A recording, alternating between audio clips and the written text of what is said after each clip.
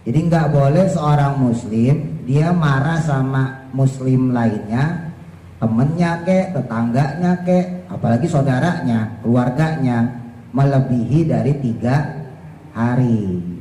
Wa khairuhuma, dan orang yang paling baik dari keduanya, di antara dua orang yang lagi marahan itu, siapa yang terbaik? Itu alladzi, adalah orang ya beda'u, yang dia memulai bisalami, mengucapkan salam. Tuh. Nah, ini salah satu fungsinya ngaji juga sebetulnya gitu ya. Seandainya di antara ibu-ibu gitu ada yang sebel sama siapapun, ketika ibu ngaji nih salaman, ya kan? Nah, itu luntur dosanya itu. Nggak boleh, soalnya orang marah-marah itu, ya, dendam sama temannya itu melebihi dari 3 hari. Bahkan kalau ketemu itu yang terbaik adalah yang ngucapin salam. Loh, kita enggak kadang-kadang. Pokoknya kalau enggak dia minta maaf duluan, ora sudi. Sing salah sopong. Mauzubillah ya. Orang kok kayak gitu banget. Jangan ya. Makanya saya bolak-balik ngomong ya. Nih buat ibu-ibu yang maaf ya, barangkali punya penyakit hati seperti ini, gampang tersinggung, gampang tersindir, gampang marah, gampang dendam. Simpel Bu. Udah pikirin Allah, gak usah pikirin manusia. Ya, selama ibu mikirin manusia, selama itu pula ibu gampang tersinggung, gampang marah. Itu, iya, baper. Kalau seandainya pun kita berantem sama suami kita, sama anak kita, kalau kita kembalikan pada Allah, lawong suami juga titipan Allah, saya disuruh ngerawat, lawong anak juga titipan Allah, saya suruh ngejaga. Kalau semua itu balikin ke Allah, gak bakal marah.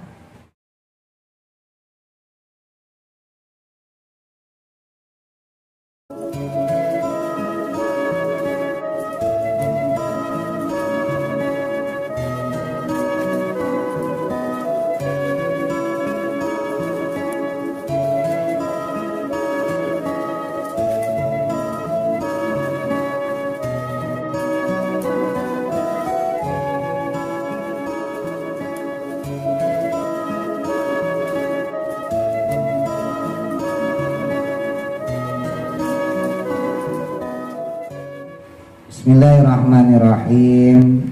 Rawahu, meriwayatkan hadis Al-Bukhari, Imam Bukhari dengan nomor hadis 6077. Kalau riwayat Bukhari sama riwayat Imam Muslim hadisnya sahih ya. Qala, bersabda Rasulullah sallallahu alaihi wasallam, la yahillu, tidak halal. Tidak halal di sini maksudnya tidak boleh.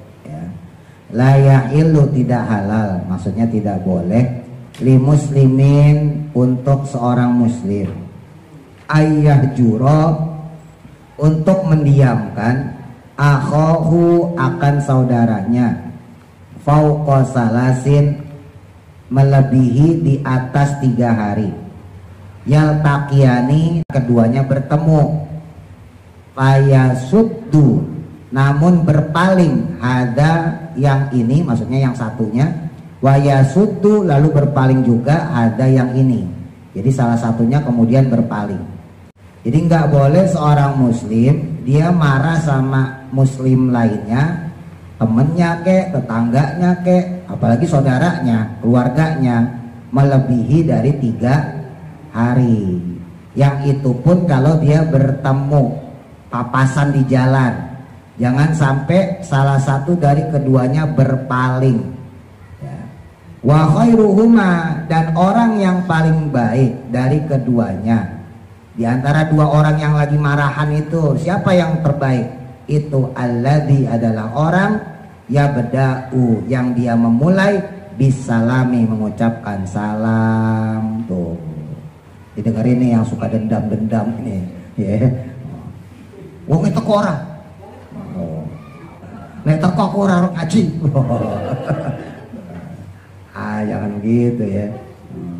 Kalau ngaji, kalau ibu sholat ya segala macam, kan justru ngelunturin dosa. Nah, ini salah satu fungsinya ngaji juga sebetulnya gitu ya. Ketika ibu ngaji nih, seandainya di antara ibu-ibu gitu ada yang sebel sama siapapun, nah kemudian assalamualaikum, salaman, ya kan? Nah, itu luntur dosanya itu.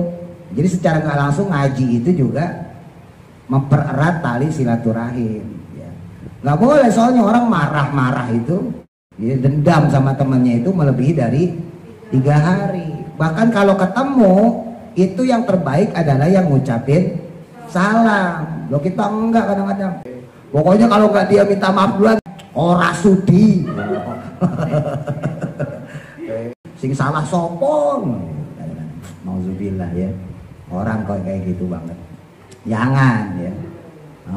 Makanya saya bolak-balik ngomong ya. Nih buat ibu-ibu yang maaf ya, barangkali punya penyakit hati seperti ini, gampang tersinggung, gampang tersindir, gampang marah, gampang dendam. Simpel bu. Udah pikirin Allah, gak usah pikirin manusia. Ya. Selama ibu mikirin manusia, selama itu pula ibu gampang tersinggung, gampang marah. Itu. Iya, baper. Sama siapapun, ibu sama suami lah termasuk sekalipun. Ibu tersinggung misalnya sama suami, itu karena ibu mikirin suami, menganggap suami itu lebih berharga. Ya berharga sih emang bener. Lah kalau suami kita nyerain jadi janda kitanya. Cuman nggak sampai segitunya gitu loh maksudnya. Kalau seandainya pun kita berantem sama suami kita, sama anak kita, kalau kita kembalikan pada Allah, lawang suami juga titipan Allah, saya disuruh ngerawat, lawang anak juga titipan Allah, saya suruh ngejaga. Kalau semua itu balikin ke Allah, nggak bakal marah.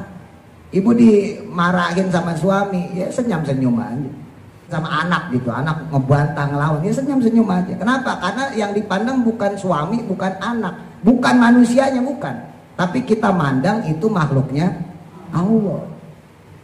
Ini saya ajak ngaji hakikat nih. Ibu tahu nggak misinya Nabi Adam tuh, termasuk kita ya, anak keturunannya. Ini ibu-ibu anak keturunan Nabi Adam kan? Ya, manusia semua ya. Nggak ada yang anak keturunan iblis kan? Nah, ya, anak keturunan Nabi Adam ya. Tahu nggak tujuannya, misinya Nabi Adam tuh diturunin ke dunia tuh. Sampai sekarang kita nih sekarang. Selain ibadah tentunya ya, ibadah ya pasti. Sholat, ngaji, itu pasti tuh. Selain itu kira-kira apa tujuannya apa bu? Terus ibu apa?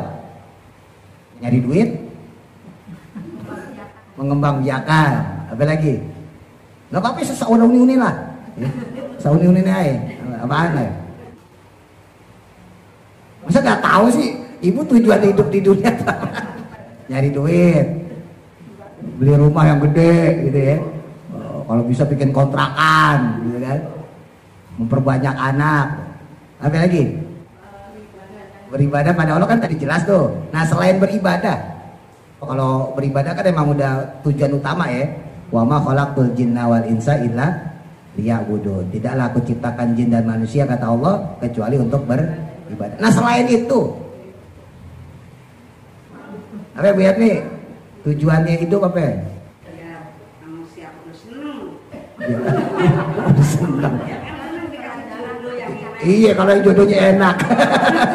Kalau jodohnya keselin ya makan hati doang ya kan. Nih sekarang ibu bayangin kalau Nabi Adam masih di surga ya. Ini kita bayangin nih, Nabi Adam, Sayyidah Hawa masih ada di surga. Terus lahir anak-anaknya sampai kepada kita. Berarti kita lahir di surga ya. Seandainya nih Nabi Adam gak diturunin, Nabi Adam di surga.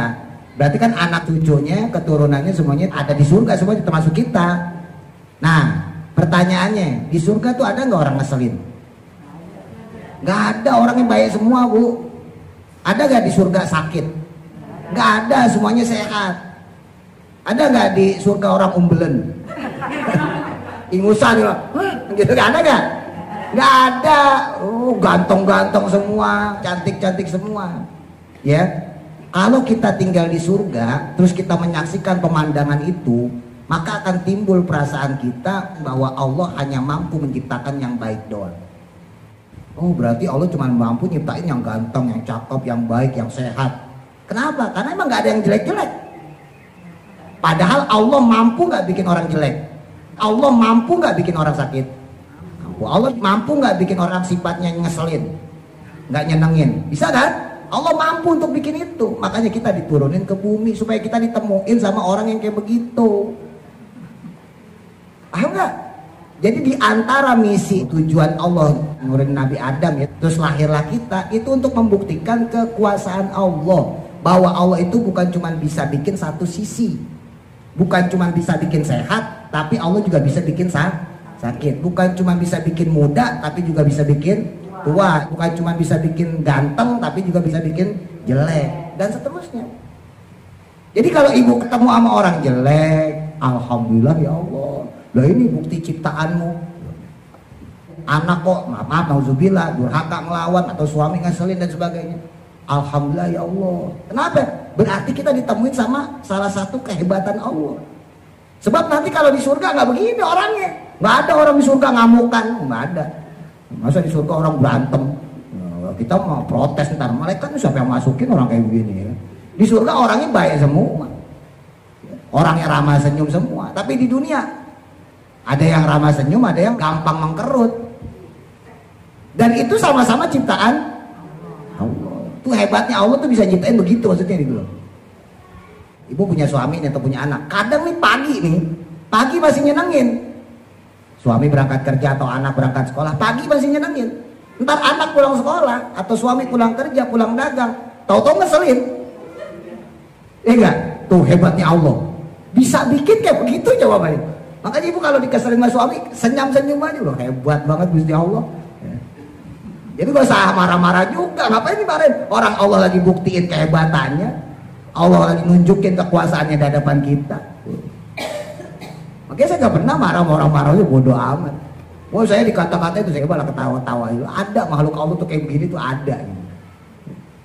Kenapa ya? Karena memang salah satu tujuan kita ditaruh di bumi ini itu untuk mengetahui kehebatan Allah, kekuasaan Allah. Salah satunya yang gak enak.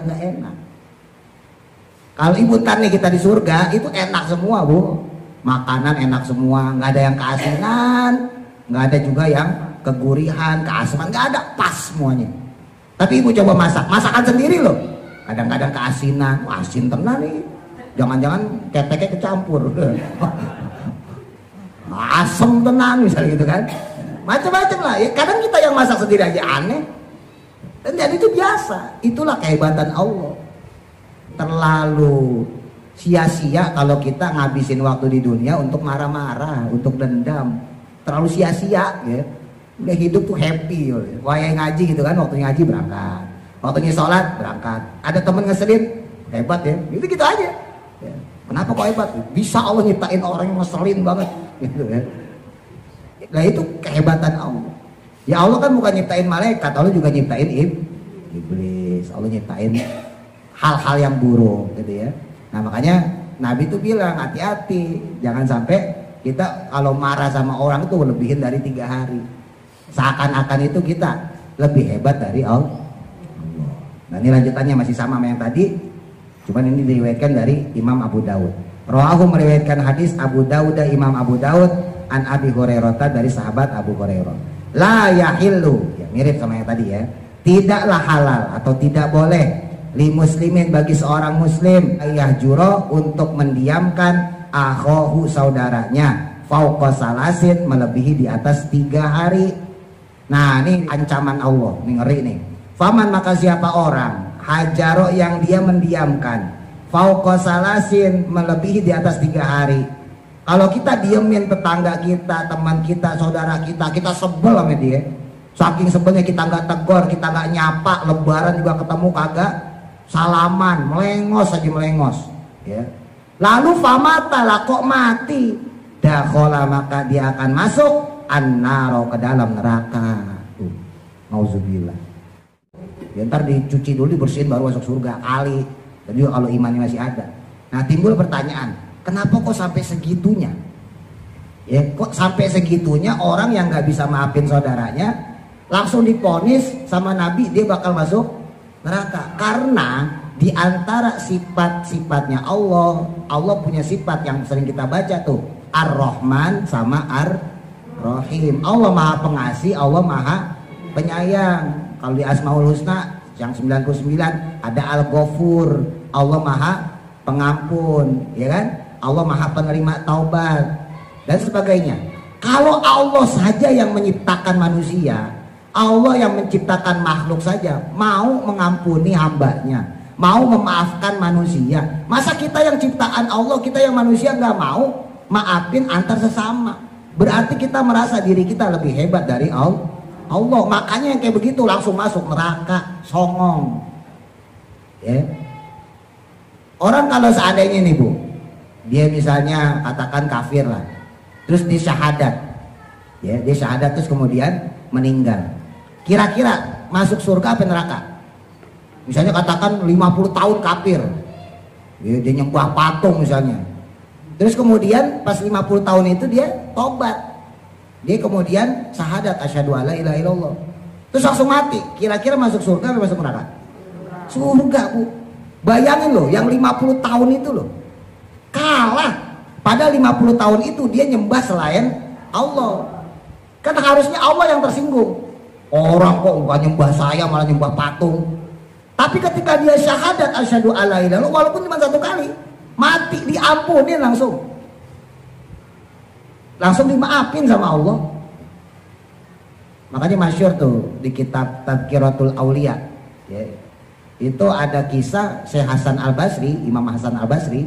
Imam Hasan Al-Basri itu muridnya Sayyidina Ali bin Abi Thalib radhiyallahu anhu, ya.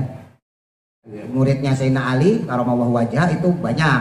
Di antaranya adalah Syekh Hasan Al-Basri atau Imam Hasan Al-Basri. Ini terkenal ya. Nama itu ibu sering denger lah gitu ya. Bahkan nama orang aja banyak tuh. Nah, Imam Hasan Al-Basri atau Syekh Hasan Al-Basri ini punya murid, salah satunya adalah Imam Malik. Ya, Imam Maliki, Imam Malik bin Anas. Imam Malik bin Anas punya murid, salah satunya adalah Imam Syafi'i. Jadi biar paham. Saya pengen ceritanya Imam Hasan Al-Basri. Imam Hasan Al-Basri itu punya tetangga Majusi. Ini di kitab Tadhkiratul Aulia ya, diceritain. Imam Hasan Al-Basri itu punya tetangga Majusi. Si orang Majusi ini namanya Simeon kalau nggak salah, saya lupa. Udah sepuh, udah 80 tahun, 90 tahunan. Selama 70 tahun dia hidup, dari dia balik itu nyembahnya api, namanya Majusi. Majusi ini nyembahnya api, ya di Irak. Di Irak itu dulu banyak orang Majusi. Dulu namanya masih Persia ya. Sekarang Iran, Irak, banyak orang Majusi di sana. Nah, suatu ketika ini orang Majusi ini dia berangkat dagang. Karena dagangannya banyak, dirampok Bu. Dirampok dagangannya, terus kemudian nih orang dilukain. Ya karena dia bangsawan, pedagang ya. Ketika barang dagangannya dijarah, dipegal kalau bahasa kita, dirampok, kemudian dilukain ini Simeon, maka kemudian Simeon ini dibawa sama anak buahnya pulang ke rumah. Ini orang kafir sekali lagi ya, orang Majusi. Orang Majusi kan berarti kafir, nyembah selain Allah. Pokoknya nyembah selain Allah pokoknya kafir gitu aja. Nah, Imam Hasan Al-Basri tahu tetangganya sakit, dia tengok Bu. Padahal bukan orang Islam loh. Jadi masalah adab terhadap tetangga itu nggak pengaruh mau Islam atau bukan. Ya, Nabi nyuruh kita itu yu'minu bil yaumil akhir falyukrim jarahu. Maka kalau kamu beriman pada Allah, beriman pada hari kiamat, maka muliakan tetanggamu. Nabi nggak bilang yang Islam, enggak. Ya udah tetangga. Makanya Imam Hasan Al-Basri punya tetangga, ya walaupun agamanya Majusi, dia sehari-hari nyembah api, ketika tahu dia lagi dalam keadaan luka-luka, sakit, langsung dijenguk. Ya singkat cerita, Imam Hasan Al-Basri datang, ya ngelihat si Majusi ini udah terkapar lah gitu ya. Terus kemudian ditanya, wahai Simeon, apa yang terjadi padamu? Diceritain, bahwa saya pengen berdagang begini gitu ya. Singkat cerita saya dibegal. Nah ini Imam Hasan Al-Basri melihat peluang ya. Lalu kemudian Imam Hasan Al-Basri nawarin, mau nggak kamu ikut ajaran Islam? Udah masuk ke Islam, nyembah Allah. Apa kata Simeon? Ini pelajaran yang kemudian Imam Hasan Al-Basri menyuruh murid-muridnya mencatat. Wahai Hasan Al-Basri, saya nggak mau masuk agamamu satu.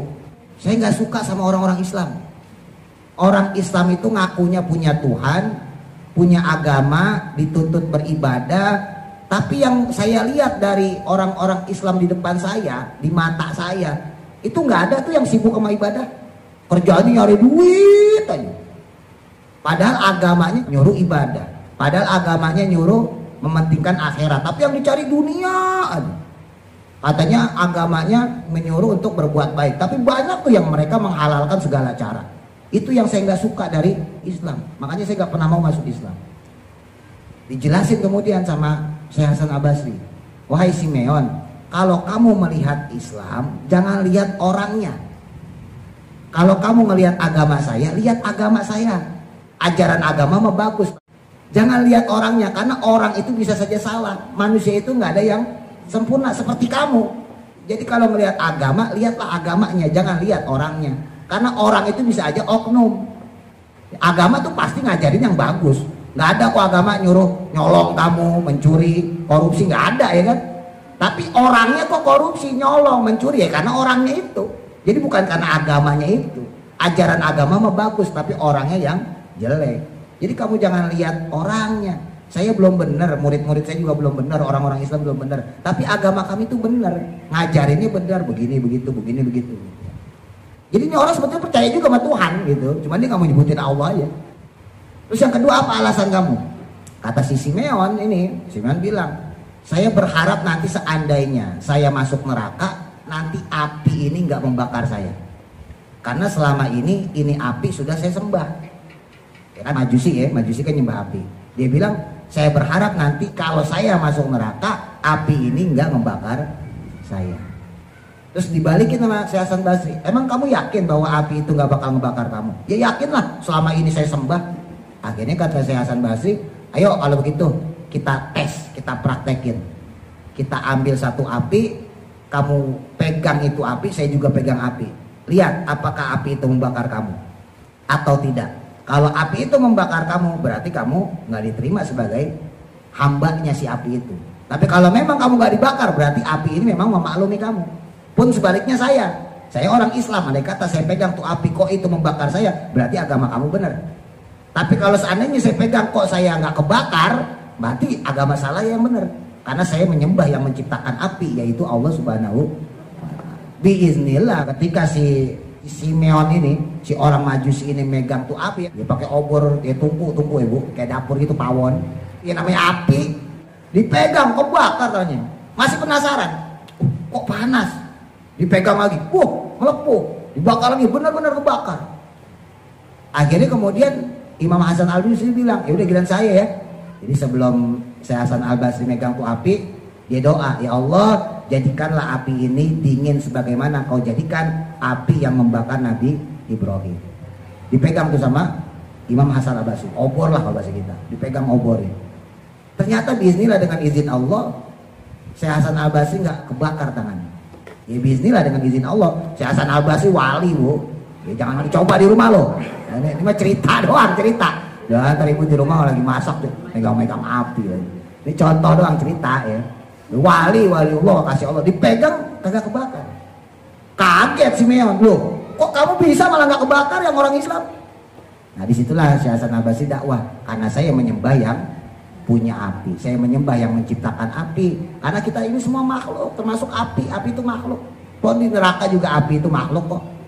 Kita harus nyembah yang menciptakan makhluk, yaitu Allah. Oh kalau begitu saya belajarnya tentang Allah, dikasih tahu bahwa Allah tuh wujud, esa gitu ya dan sebagainya. Ya udah saya mau syahadat tuh si Simeon. Asyhadu alla ilaha illallah wa asyhadu anna Muhammadar Rasulullah. Itu abis syahadat mati bu. Mati. Ya orang udah kakek-kakek udah 90 tahunan, udah begal, udah luka-luka, udah sekarat lah gitu ya. Mati abis syahadat. Lalu kemudian setelah dikuburkan secara muslim, malam harinya Syekh Hasan Al-Basri dimimpiin ketemu si Simeon. Si Simeon itu lagi duduk di singgasana, makan minum enak, ditemani bidadari anak-anak kecil yang lucu-lucu. Ditanya sama Syekh Hasan Al-Basri, gimana kabar kamu Simeon? Kata si Simeon, alhamdulillah, terima kasih engkau sudah bimbing saya masuk ke dalam Islam. Tiba-tiba ada suara hatif itu suara tanpa rupa.